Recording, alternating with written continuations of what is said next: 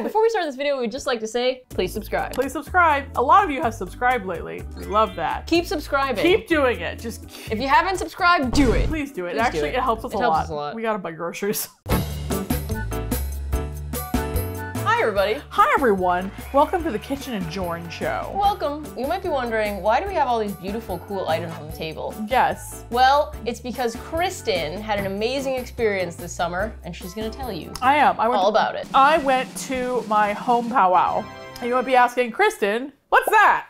What is a powwow? What is home? What is home? What is home to you? So, as I've talked about before in past videos, I am Cayuga and Seneca. The Cayuga don't really have, as far as I'm aware, if they do, please tell me, don't be mad at me. I wanna know where it is, but I don't think they do. Cayuga, as far as I'm aware, don't have like a big powwow, but the Seneca do. They have a huge powwow. It is like one of the big ones on the Eastern Seaboard. And I went to it. It was my first time going back to Haudenosaunee homelands ever. Originally, I wasn't gonna make a video about it, so I don't actually have like a lot of like video footage. I have like pictures, but I wasn't really intending to, but then it actually ended up being like a very interesting experience. So we're making a video about it and I'm gonna use props. You might be like, what are these things? We'll get to that, okay? We'll get there. We'll get there. Don't rush Kristin. Don't ask an artist about how she uses her props. The Big Seneca Powwow, or as we know it, the Marvin Joe Curry Veterans Powwow. This is the t-shirt from it. That's a cute t-shirt. I got the t-shirt. The back it says Smoke Dance Country. That's cool. Which we're getting to that. So a lot of powwows are veterans powwows, like veterans memorial powwows. Veteran honor culture is like very big in Native communities. It's kind of like very tied to like warrior culture. So like, I mean, especially in powwows, Yeah. like honoring veterans and like having veterans be a part of like the ceremony is like a big, big part of powwow. But it's also like the big smoke dance powwow. Smoke dancing is a very specific type of dancing. I do have footage of that. We will include that there. Smoke dancing is Haudenosaunee powwow dancing. There are lots of different Native cultures, right? Yeah. But powwow culture is kind of distinct. It's sort of like its own separate thing. And so people who, you know, may not be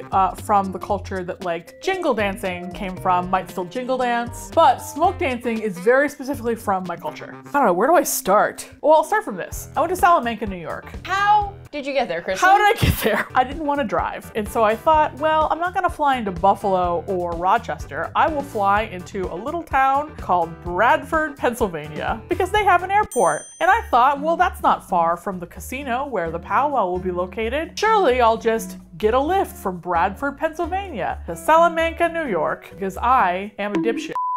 Hilariously also, my flight was in the middle of that massive IT blackout that like canceled a bunch of flights. Canceled all those flights. Like it actually, I had like a 7-hour layover, and during that layover is when that happened. That's crazy. And I thought like, oh, I'm just not getting the powwow, but it turned out because the airline I was on was like so tiny. It was like Dino Air. It was like, they were not affected. They were not affected by this. I had paper tickets. They took me to a part of the airport where I was like, interesting. They took me out to the airplane and it was basically a flying minivan. And I was getting like live text updates from Kristin being like, I think I'm like gonna die on this plane, girl. I sent you a picture from inside the plane. Like, here's how small the plane was. The pilot did the safety briefing, and here's how he did it. He turned around and talked to all 5 of us on the plane because the plane had, and I think 8 seats.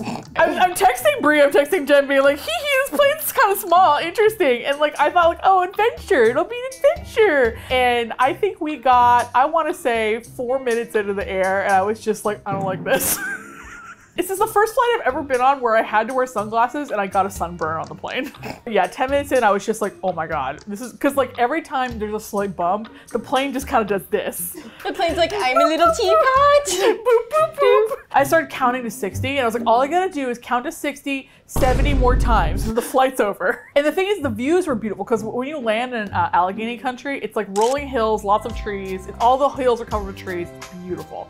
Beautiful, beautiful, beautiful. It's like, it did feel like coming home. It was super special. The airport I landed in was so tiny. There were rocking chairs out front. I pre-booked a lift. I was like, you know, I don't know how long it's gonna take to get a lift, so I'll just like pre-book it a few days ago before. I get there and Lyft is just like, no. They're like, LOL, damn, that's crazy, girl. I had to call a cab company in like Western New York, and like it was one guy. So one guy came, and listen, hats off to that guy. Nice guy. He came and got me and drove me to the casino. Wow. And I learned a lesson, which is flying to Buffalo. Here's the thing about Pow Wow. I went by myself and I didn't know what to expect because I was like, it's a whole weekend in a place I've never been where I don't know anybody, where there are some friends that I knew that I was gonna like meet for the first time, or, you know, I thought maybe like, I didn't know anybody. There were some people you knew from online that might be there, but it was still, you were still going in there alone. I was going there alone. There was a social the night before the Pow Wow. In case you don't know what a social is is sort of like a less formal type powwow. People come in their street clothes. There's like a series of dances you do. I believe it's like an intro to the weekend. Sort of, yeah. It's like kind of starts, well, there's also socials without powwows too. It either starts with the stomp dance and ends with a stick dance, or it starts with a stick dance, ends with a stomp dance. I don't remember. But there is a stick dance, there is a stomp dance. And I was like, okay, I'll go down to social. In my mind, I was like, maybe I'll meet some cousins. The way my family tree shakes out, I know everybody at first cousin level. Nobody exists at second cousin level because my grandfather was an only child. Basically, the closest I would meet at a powwow is like third cousins. And I could meet third cousins because my great-grandmother had like a ton of siblings. I was like, this might be a long shot. Like, you know, you don't just show up and like meet your cousins, you know? It's like, before the social, I put on like my big ribbon skirt and like all of I do like my full like thing, and I go down there and it's clear to me that is not the vibe, and I turn back around and I put on like more casual street clothes. Sure. Yeah. I was like, all right, off to a good start. This is really good. And I was like, nope, you dressed badly, off to a bad start. You didn't dress badly. Truly, this is just like life. It's like sometimes you just go glam because that's who you are. You go all out. And I got there and I was like, this is not the vibe. Everyone is in jeans and t-shirts. This is not the vibe. The thing is though, you were at least prepared. Like you were prepared for multiple vibes. Yes, I know. So I went back upstairs. And the thing about the social is smaller. There are fewer people. Everyone knows each other. Young people, old people, and like parents, generations. And like, but these are all, it's like very tight knit. Everyone knows each other. And I get there and I'm just like, I have no way in. I am just here by myself. And I was like, I immediately was like, this was a mistake. I was like, this was a mistake. This was a mistake. I made a mistake. I truly was just psyching myself out. And so I just sat there and I was like, I don't know what my plan is here. Like people aren't gonna just talk to me. Like no one's gonna just walk up to me and talk to me. And that's exactly what happened. Yeah. I got a text from Kristin that was like, ooh, I don't know if this was a good idea. I feel really out of place. And then I think I was driving. I couldn't respond to you right away. Yeah. And then like when I finally got a chance to like look at the text, you had already double texted me and were like, ooh, actually, I'm having a great time. I will point out, I got tremendously lucky. I'm super lucky in that I'm a very recognizable person. That helped a lot. Yeah. If that hadn't been the case, there's a good chance I would have just sat on the sidelines all weekend. This isn't speed dating, okay? People aren't like, I'm gonna meet some new relatives today. Yeah. Like everyone knows their relatives. They don't like expect like new relatives to show up. So I was sitting there and then a woman walks up to me, and this woman's name was Kira. And Kira said, hey, I think I know you from the internet. And I was just like, yes, you do. We kind of realized that we have like very similar family stories, like just in terms of like the beats of the story. Yeah. And it's like, oh wow, that's so odd that like we would have such similar stories of being disconnected and then reconnecting. It's not odd, spoiler alert, it's not at all. This is a very common story. She kind of mentions, because she's very involved in like community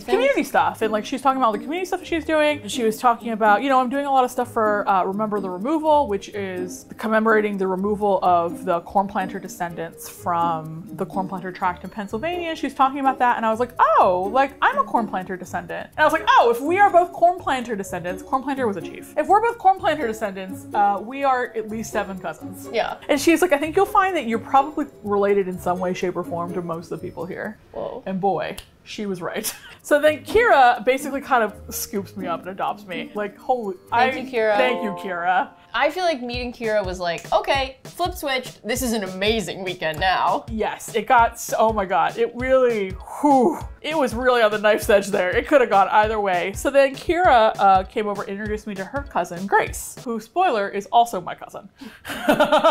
Grace also has a similar story where it's like generationally disconnected and now I'm back. And she was like, yeah, I mean, this is a really common story. And Kira was kind of saying to me, she's like, yeah, I mean, I'm glad that I found you because you're right. It would have been really hard for you to like talk to anybody. And I was like, yeah, I know. It was pretty clear. Like, it wasn't like, it was like, do you like being Indian?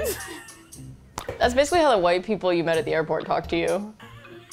I forgot I mentioned. So when I was at the airport, some woman came up to me and like apologized for like the atrocities against the Native people. She came to Kristin for absolution. For just no reason. The more I talked to Kira and Grace, the more I realized that we were more than just 7th cousins.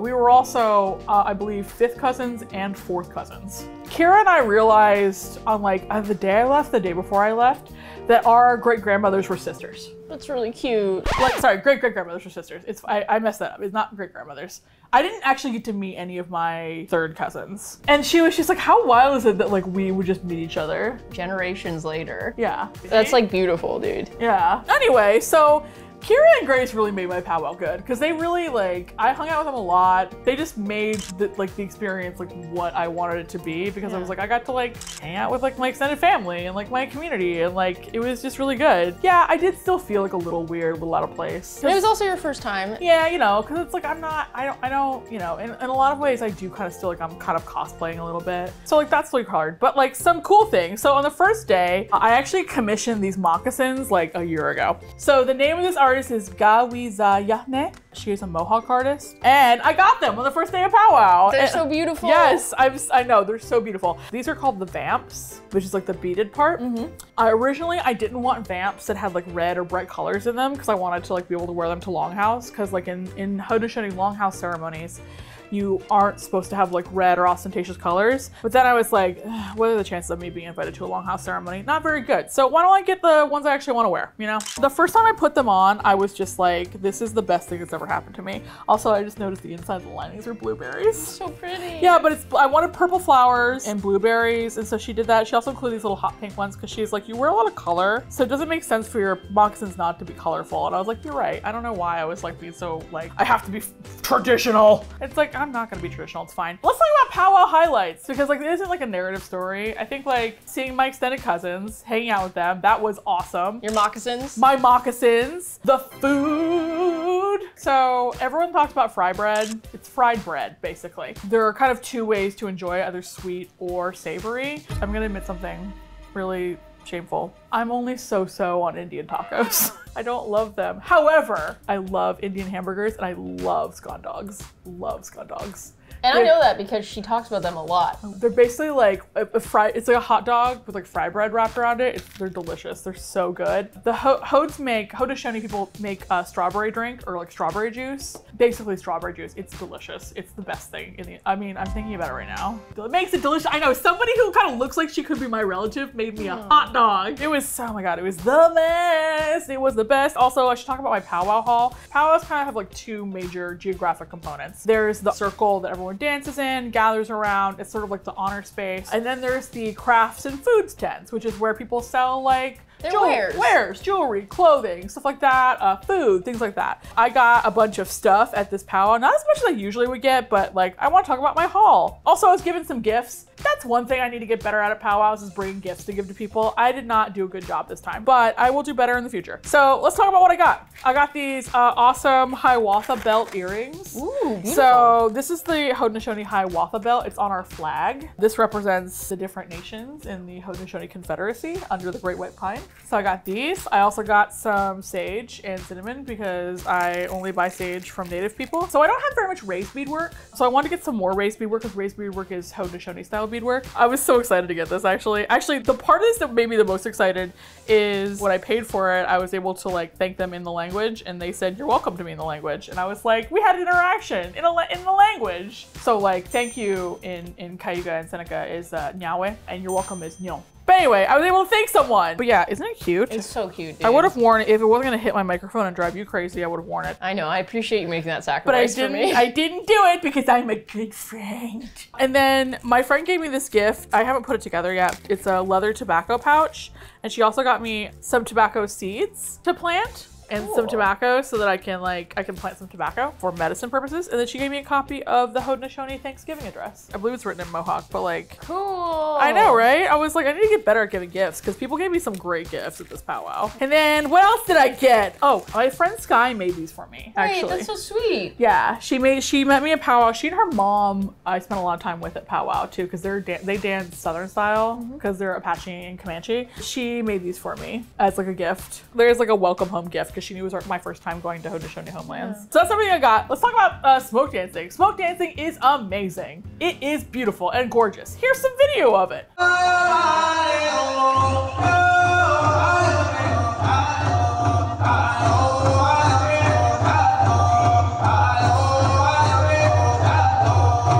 Smoke dancing is like, it's specific to Haudenosaunee people. There's lots of stories about how smoke dancing originated. I think one of them is that like when smoke would build up in the longhouse, the women would twirl their skirts so that the smoke would be channeled out of the longhouse. And so like that's the origination of smoke dancing. I want to learn how to smoke dance so badly. When I was there, I was like, I want to smoke dance. Who will teach me? So, you know, if anyone wants to teach me how to smoke dance, we'll make a video about it. Or we won't, I don't know. But either way, moral of the story is you had a wonderful time. I had a wonderful time at Pow Wow. How did you feel by the end of the weekend? I felt really good. I think I was like sitting on the grass. I was talking about how you know, I feel like I don't feel like I really belong. You know, I don't feel like I really am allowed to have this stuff. And my cousin Grace was just like we know what this means. Like we know like how meaningful this is. Yeah, of course. And I was just like, It was really great, honestly, to talk to people who like have very similar stories. Yeah, of course. And like, yeah, is this like a common story in terms of like the world population? No, but like, is it very common when it comes to like people in Indian country? Yeah. My cousin Kira said to me, I'm referring to them as my cousins now because they are my cousins. Yeah. My cousin Kira said to me like, you know, there are some people who will never accept you, but like there are lots of people who will. Yeah. And that's fine. Yeah. There are people who are gonna look at you kind of askance because they're gonna be like, we don't know you. It's less that like I am pale skinned and more that I just did not grow up in that community. Yeah. That's like kind of the main thing. Because like if you look around at Haudenosaunee people, like it felt weird being there and being like, wow, I feel like I'm looking at like 40 AI versions of my face. I look like I belong there. I just don't have like the family or the social ties. And like that's actually the big problem. The way you get the social ties is you just kind of have to keep showing up. So like I think like the big thing that I learned is that like reconnecting is like a lifelong journey. It's something that you have to continuously put effort into. You have to, you know, show up. You have to be places. You have to like commit to like wanting to learn and know more and like be present, and like, you know, that doesn't just end with like one powwow. Like it, you know, it's a continual process. So like that's part of the journey. And like I think like that this kind of reinforced for me that it's like, okay, well now I should bring back like my sister and my other cousins and like, you know,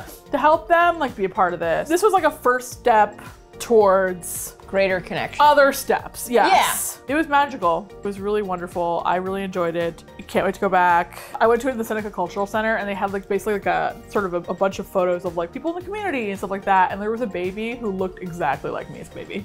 Cute. Oh, well, actually I should show you this picture of this baby. Whoa. Right? Isn't that wild? That is wild. Yeah, it was great. Being Native is wonderful. It's like it's the gift that keeps on giving. Has it cost me a lot of money? Absolutely. Has the return on investment been astronomical? Absolutely. But you know, mostly that's my fault. It doesn't really cost you money to be Native. It just does for me because I buy too many earrings. Stuff. I buy too many.